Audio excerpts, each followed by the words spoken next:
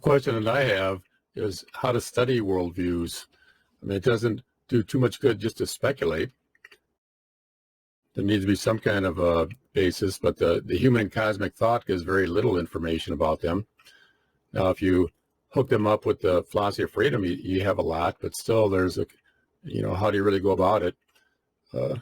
Now, something about the way I approach the philosophy of freedom is that you're dealing with a cognitive science, so it gives the strict descriptions of the cognitive process, and it's also a comparative study.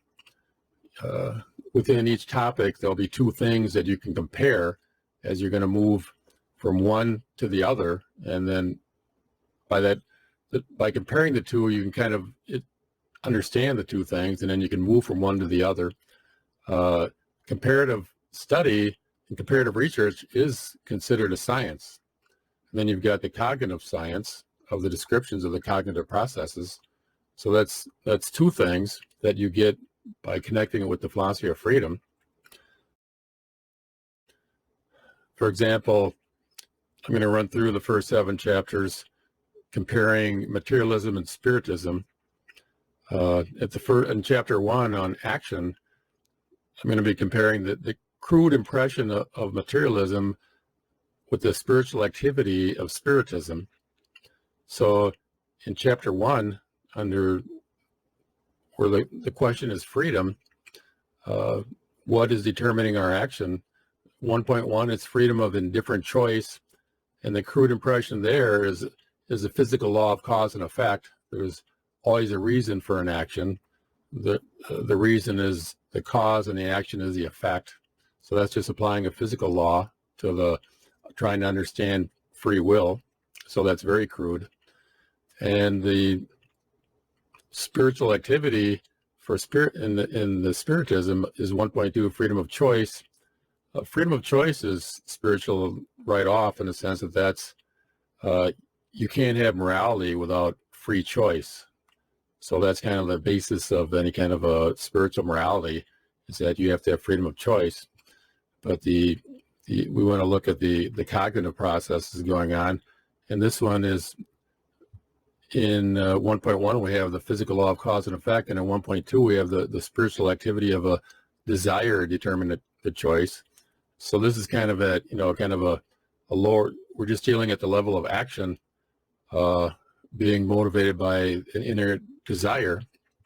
Now that might not be considered that spiritual in a sense, but of course there is spiritual desire. But it's kind of like, that's the thing about these things, that they have to be adaptable to all different kinds of levels and situations. So you just can't kind of talk about them by alone. They have to be placed in some kind of a context.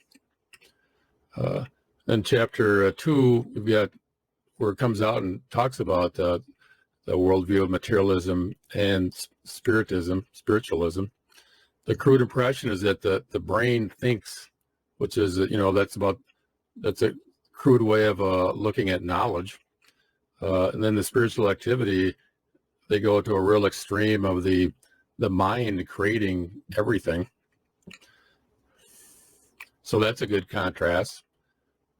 And then you go to thinking, where you've got the cognitive state is the everyday state, where that's the crudest level of thinking, where we're not aware of thought activity. Things are just kind of rambling along, and we're not even it's kind of like what they call the NPC state of today, where you're not really aware of a sense of yourself. Then that is kind of dramatically contrasted with the spiritual activity of thinking, which the 3.2 is active thinking, where there's a real will element involved, which is the opposite of the materialism as it's described at this level. Then you move it to perception.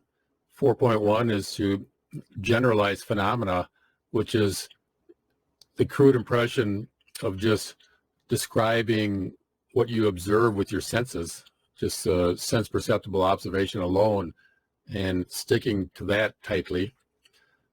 Compare that with the 4.2 thinking reference, which is the spiritual activity of referring a concept to an object. I think that's referred to intuitively. Then at 5, you got the dream state, the crude impression of mental images and ideas just kind of streaming through your head, compared to a dramatic shift to spiritualism, where you've got the true judgment of the spiritual activity of applying correct thought to the world with true judgment, from the dream state to true judgment. And then chapter 6, you've got the perception of motion, very crude impression of just based on physiological facts, where you just see movement. I mean, it's really crude. And then from there it jumps to the intuitive idea at 6.2, the spiritual activity of uniting the intuition with the percept through immediately. And then at 7.1, you've got the crude assumed hypothetical world principle, just coming up with assuming some kind of a principle. I mean, people do that a lot, compared to the spiritual activity of cognizing reality in 7.2, where you're able to, which is very spiritual in the sense of answering your own questions. Now, what I'd want to do is, it's somehow, you can see the comparative process, but then there's also the really kind of identifying the cognitive processes and sorting that out, you know. I mean, is there, to try to be able to, you know, learn something about these and be able to, I mean, these are real cognitive processes that can be described, because there is a science of cognition. So, but anyways, so that's what I had to say.